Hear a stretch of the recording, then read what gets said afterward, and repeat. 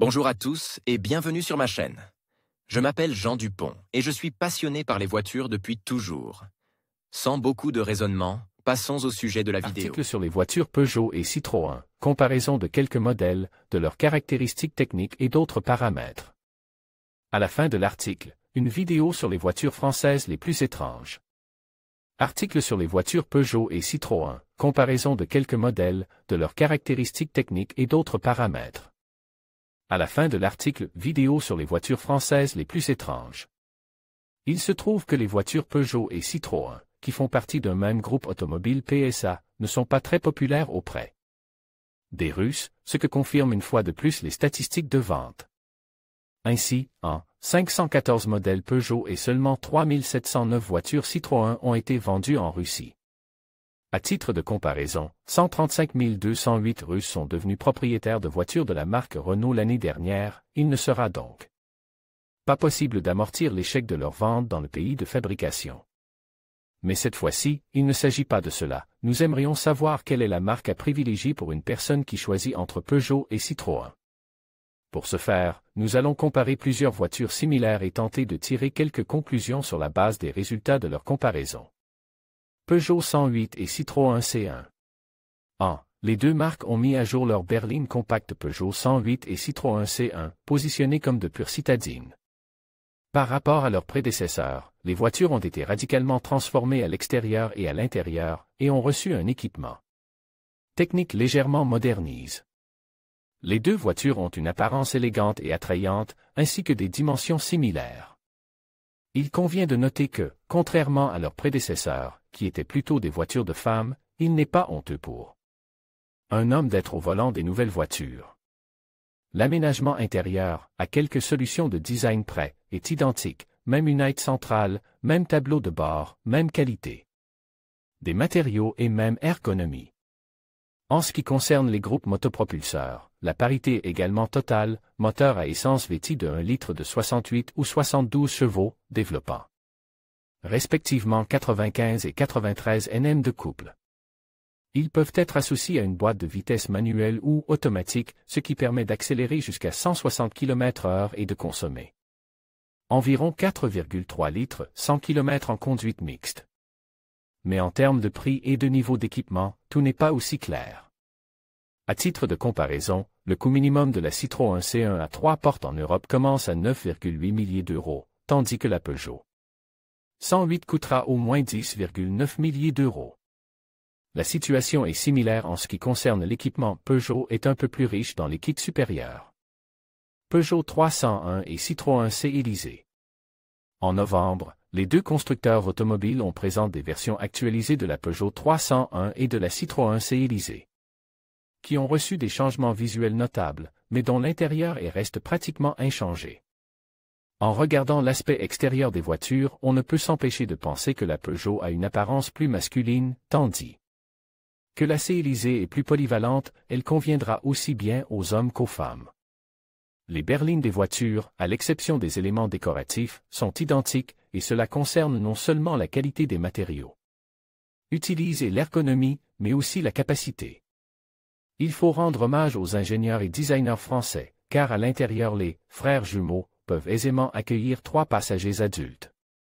Le volume du coffre est également identique, 506 litres en version 5 places et 1332 litres en version 7 places. La gamme de motorisation est représentée par le moteur à essence PureTech de 1,2 litres, dont la puissance est passée de 72 à 82 chevaux. Grâce à lui, la voiture peut atteindre une vitesse maximale de 160 km/h, passer de 0 à 100 km/h en 12,9 secondes et consommer environ 5 litres 100 km en mode mixte. Le niveau d'équipement, ainsi que le coût des voitures, sont comparables, même si la C-Élysée coûtera un peu plus cher. Toutefois, il s'agit pour l'essentiel d'ensemble complet de base, tandis que pour les équipements de pointe, la différence est pratiquement imperceptible. Toutefois, la question qui se pose ici est la suivante, vaut-il la peine de payer pour un budget, même en équipement supérieur, la Peugeot 301 Citroën C-Élysée, si pour le même prix il est possible d'acheter, par exemple, la Skoda Rapide, qui, en comparaison directe, sera meilleure pratiquement sur tous les paramètres? Citroën Space Tourer et Peugeot Traveller.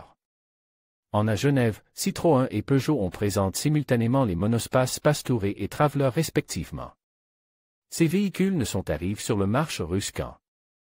Comme dans le cas des voitures examinées précédemment, les différences extérieures des voitures se réduisent à la présence de plaques signalétiques et à un design différent de la partie avant de la carrosserie.